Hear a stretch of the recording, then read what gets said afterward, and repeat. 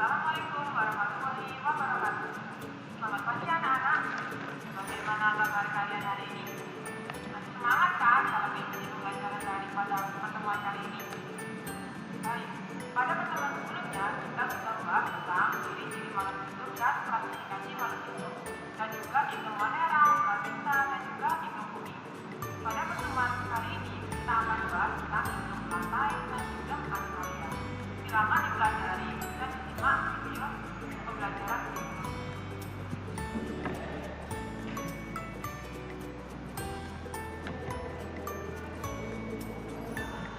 Kingdom Plantae dan Animalia.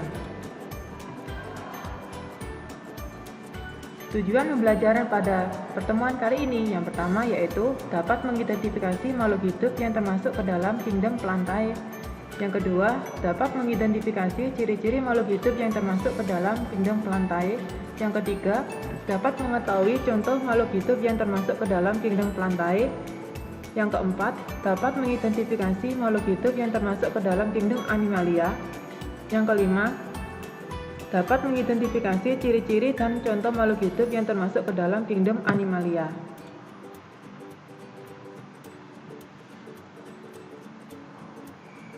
Yang pertama, kita akan membahas tentang Kingdom Plantae, yaitu tumbuhan.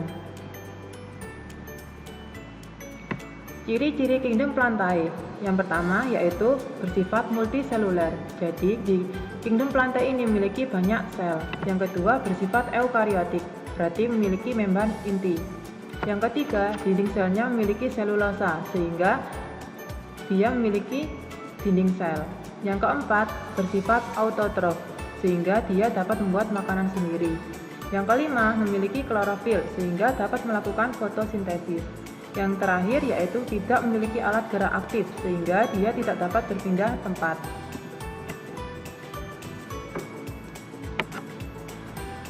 Pada Kingdom Plantae ini dibagi menjadi dua, yaitu tumbuhan berpembuluh dan tumbuhan tidak berpembuluh. Untuk tumbuhan berpembuluh dibagi menjadi tumbuhan paku dan tumbuhan berbiji. Sedangkan untuk tumbuhan tidak berpembuluh yaitu tumbuhan lumut.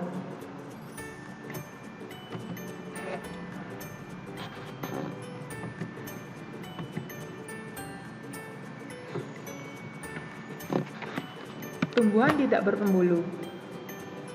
Tumbuhan tidak berpembuluh disebut pula sebagai tumbuhan talus atau talopita. Tumbuhan yang termasuk tumbuhan tidak berpembuluh yaitu kelompok tumbuhan lumut-lumutan yaitu Bryophyta.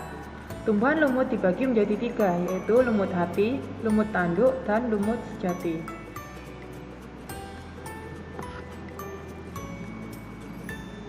Yang pertama kita akan membahas tentang lumut hati atau Hepatophyta. Merupakan suatu tumbuhan yang bertalus dan memiliki bentuk tubuh yang berupa lembaran, pipi, serta berlobus. Dengan ciri-ciri yang pertama, akar, batang, dan daun tidak sejati dan bersifat autotrof. Yang kedua, tidak memiliki berkas pembuluh.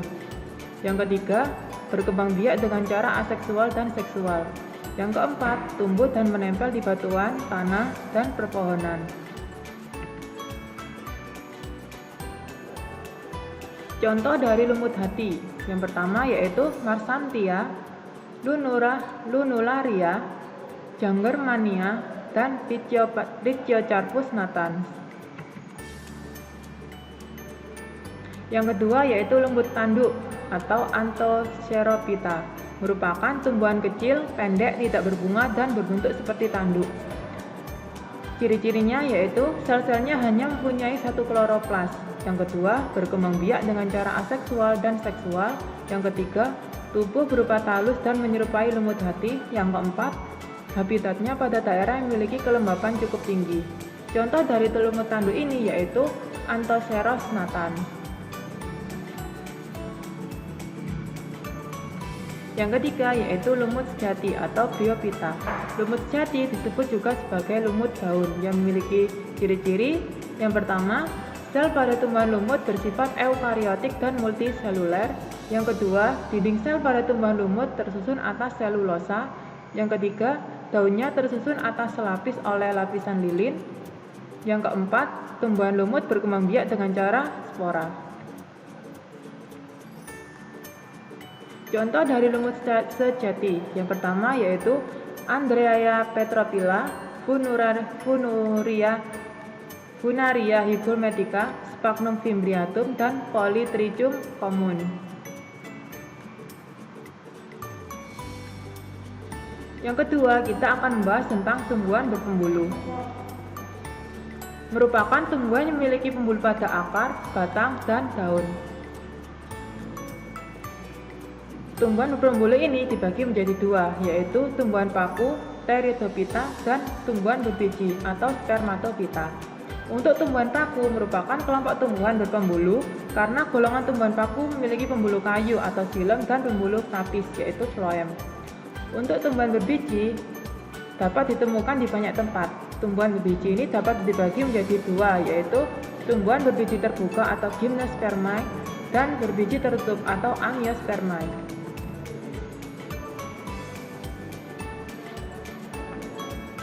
Tumbuhan paku atau Pteridophyta memiliki ciri-ciri yaitu memiliki akar, batang, dan daun sejati, berkembang biak dengan spora atau mengalami metagenesis. Jadi apa itu metagenesis? Metagenesis merupakan pergiliran keturunan.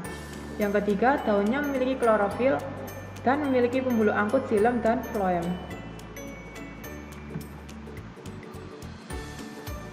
Struktur tumbuhan paku. Akar pada tumbuhan paku yaitu pada fase gametofit tumbuhan paku memiliki akar semu yang disebut dengan rhizoid. Sedangkan untuk fase sporofitnya memiliki akar sejati dengan tipe akar sprabut. Untuk batang tumbuhan paku pada fase gametofit disebut protalium. Sedangkan untuk fase sporofitnya tumbuhan paku memiliki batang sejati dengan jaringan pembuluh angkut xilem dan phloem. Untuk daun hanya pada fase sporofit. Menurut bentuknya, daun paku dapat dibedakan menjadi mikrofil dan makrofil. Sedangkan menurut fungsinya, daun paku dapat dibedakan menjadi tropofil dan sporofil.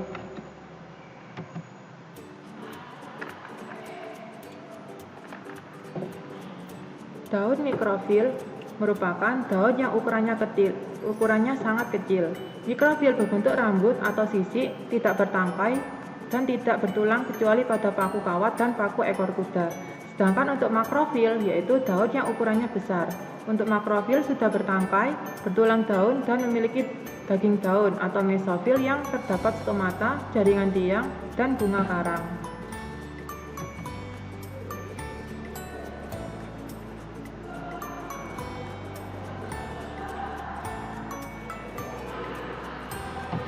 Sedangkan menurut fungsinya, daun paku kan dibedakan menjadi dua, yaitu tropofil dan sporofil. Untuk daun tropofil yaitu daun yang tidak menghasilkan spora, tetapi memiliki zat hijau daun atau klorofil, sehingga berfungsi dalam proses fotosintesis atau menghasilkan zat makanan. Daun ini sering disebut sebagai daun steril. Untuk sporofil yaitu daun yang menghasilkan spora sebagai alat perkembangbiakan atau reproduksi, sehingga daun ini disebut juga sebagai daun fertil atau daun subur. Paus dhisik. Tak paus. Turun mana.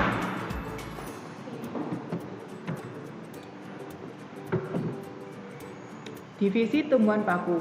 Tumbuhan paku dibedakan menjadi 4 divisi, yaitu yang pertama paku purba dengan ciri-ciri tidak berdaun atau berdaun sangat kecil. Contohnya Psilotum nodum.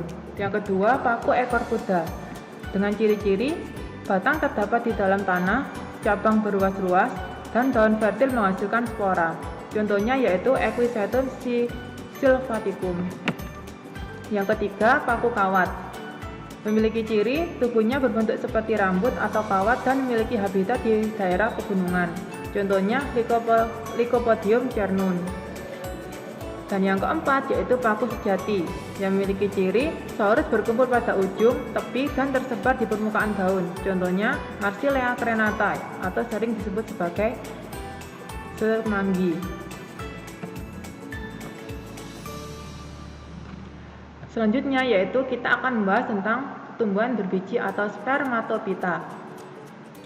Ciri-ciri tumbuhan berbiji yaitu yang pertama memiliki akar, batang, dan daun sejati dan bersifat autotrof. Yang kedua memiliki berkas pembuluh angkut xilem dan phloem. Yang ketiga Bentuk tubuh berupa lemak, perdu, pohon, dan liana, berakar tunggang atau serabut. Yang keempat, alat berkembangbiakan jelas antara jantan dan betina yang berupa bunga atau strobilus. Tumbuhan berbiji dibagi menjadi dua, yaitu tumbuhan berbiji terbuka atau gymnospermae dan tumbuhan berbiji tertutup atau amniospermae.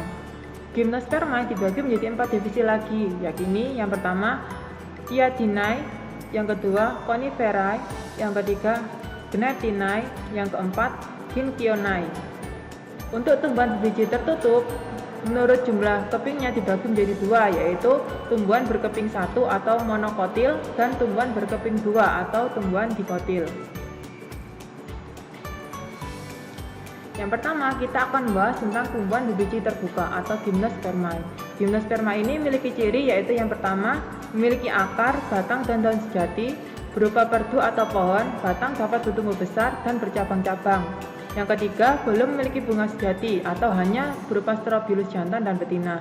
Dan terakhir, memiliki bakal biji yang tidak tertutup oleh daun buah.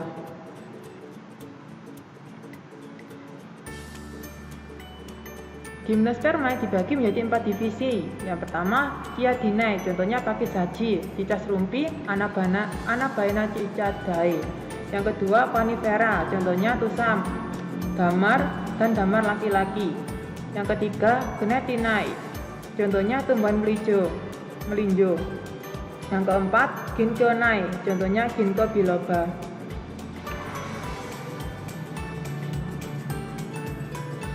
Tumbuhan berbiji tertutup memiliki ciri-ciri sebagai berikut. Untuk daunnya, daun yang pipih dan lebar dengan urat daun yang beraneka ragam. Susunan tulang daun menyirip, menjari, dan sejajar. Untuk bijinya, bakal biji maupun biji tidak akan terlihat dari luar karena bijinya ini tertutup oleh daun buah. Untuk akarnya bisa berbentuk tunggang ataupun berbentuk serabut. Untuk bunga, memiliki elemen pada bunga yang cukup komplit, mulai dari benang sari, putik, kelopak bunga, dan mahkota bunga. Untuk batangnya ada yang memiliki kambium, namun ada juga yang tidak memiliki kambium. Dan batangnya juga ada yang memiliki cabang dan ada yang tidak memiliki cabang. Untuk reproduksinya bisa berupa vegetatif atau generatif. Tumbuhan berbiji tertutup menurut jumlah kepingnya dibagi menjadi dua, yaitu tumbuhan monokotil dan tumbuhan dikotil. Yang pertama, tumbuhan monokotil. Ciri-cirinya yaitu berbiji tunggal atau berkeping satu. Urat daunnya memiliki tipe sejajar dan berakar serabut. Jumlah mahkota bunga tumbuhannya biasanya kelipatan 3 dan batang tidak bercabang dan berluas-luas dan tidak memiliki kambium. Contoh tumbuhan monokotil seperti di kehidupan sehari-hari yang sering kita jumpai yaitu jagung, padi, kelapa, dan kunyit. Untuk tumbuhan dikotil, ciri-cirinya yaitu memiliki biji berkeping 2, tulang daun menyirip atau menjari, dan berakar tunggang. Jumlah mahkota bunga tumbuhannya biasanya kelipatan 2, 4, dan 5, dan batang bercabang, berkambium, serta berukuran besar.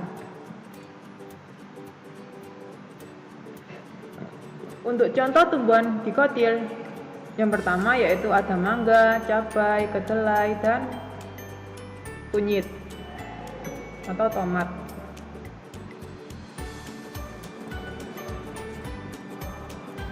Perbedaan tumbuhan monokotil dan dikotil. Untuk tumbuhan monokotil, dari sisi keping bijinya, untuk monokotil memiliki 1 kotiledon, untuk dikotil berarti 2 kotiledon. Untuk dari sisi tulang daunnya, untuk tulang daun monokotil yaitu tulang daunnya sejajar atau melengkung, untuk dikotil tulang daun menyirip atau menjari. Untuk pada batang, pada monokotil berkas pengangkut tersebar, untuk dikotil berkas pengangkut tersusun dalam suatu lingkaran. Dari segi bunga, untuk monokotil bagian perhiasan bunga hanya terdiri dari 3 atau kelipatannya. Untuk dikotil, bagian perhiasan bunga terdiri dari 2, 4, 5 atau kelipatannya. Yang terakhir dari segi akar. Untuk tumbuhan monokotil sistem akarnya serabut. Untuk tanaman dikotil yaitu sistem akarnya tunggang. Selanjutnya kita akan membahas tentang kingdom Animalia atau hewan. Ciri-ciri kingdom Animalia yaitu yang pertama bersifat multiseluler, berarti memiliki banyak sel. Yang kedua bersifat eukariotik, berarti memiliki membran inti. Yang ketiga tidak memiliki selulosa, sehingga dia tidak memiliki zat untuk penyusun dinding sel. Sehingga untuk kingdom Animalia ini berarti dia tidak memiliki dinding sel. Dan juga bersifat heterotrof, berarti tidak dapat membuat makanan sendiri. Yang kelima, tidak memiliki klorofil sehingga dia tidak dapat melakukan fotosintesis. Selanjutnya yaitu memiliki alat gerak aktif sehingga dia dapat bergerak dan berpindah tempat. Berdasarkan ada tidaknya tulang belakang, kingdom Animalia dikelompokkan menjadi dua, yaitu avertebrata atau invertebrata, yaitu tidak bertulang belakang, dan vertebrata bertulang belakang. Untuk avertebrata atau invertebrata merupakan kelompok hewan yang memiliki susunan saraf berada di atas atau ventral, sedangkan posisi jantung di atas atau dorsal saluran pencernaan, di mana bagian otak hewan tidak dilindungi oleh tulang tengkorak. Sedangkan untuk vertebrata yaitu kelompok hewan yang memiliki ruas-ruas tulang yang berderet mulai dari leher hingga ekor atau disebut sebagai tulang belakang. Tulang ini berfungsi sebagai penyokong tubuh dan melindungi sistem saraf. Yang pertama kita akan membahas tentang hewan avertebrata atau invertebrata atau hewan tidak bertulang belakang. Ciri-cirinya yaitu tidak memiliki tulang belakang atau tulang punggung, hanya memiliki tubuh kecil dan bergerak lamban, bersifat multiseluler dan tidak memiliki dinding sel, bernafas dengan kulit karena dia tidak memiliki paru-paru. Tidak memiliki rangka dalam atau endoskeleton yang keras, sedangkan rangka luar atau exoskeleton yang keras. Sedangkan yang terakhir yaitu pembagian tubuh hewan invertebrata hanya dibagi menjadi tiga, yaitu kepala, dada, dan perut. Contoh hewan avertebrata yaitu untuk kelas Porifera contohnya Sponsa, untuk kelas Coelenterata contohnya Hydrozoa, Scyphozoa, Anthozoa. Untuk kelas Moluska contohnya ubur-ubur dan bekecot. Untuk kelas Echinodermata contohnya bintang laut dan landak laut. Untuk kelas Platyhelminthes contohnya cacing pita dan cacing planaria. Untuk kelas Nemathelminthes contohnya cacing giling atau Nematoda. Untuk kelas Annelida biasanya contohnya cacing tanah dan lintah. Untuk kelas Arthropoda contohnya udang dan kepiting. Selanjutnya yaitu hewan vertebrata atau hewan yang bertulang belakang dengan ciri-ciri tubuh terdiri dari kepala, badan, dan dua pasang alat gerak. Bertubuh simetris bilateral, bagian organ dalam dilindungi oleh rangka dalam atau bersifat endoskeleton. Yang ketiga, alat ekskresi berupa ginjal, alat pernapasannya berupa paru-paru, kulit, atau insang. Yang keempat, sistem peredaran darah tertutup. Sistem gerak terdiri dari rangka sebagai alat gerak pasif dan otot sebagai alat geraknya. Contoh hewan vertebrata untuk kelas Pisces yaitu ikan mujair, ikan bandeng, dan ikan lele. Untuk kelas Mamalia atau hewan menyusui contohnya gajah, singa, lumba-lumba. Untuk kelas amfibi contohnya katak. Untuk kelas reptilia contohnya buaya, kadal, dan ular. Selanjutnya untuk kelas Aves contohnya burung pipit, merpati, dan elang. Sekian kegiatan pembelajaran pada pertemuan kali ini. Semoga bermanfaat. Tetap semangat dalam belajar meskipun belajar di rumah. Sekian, Assalamualaikum warahmatullahi wabarakatuh.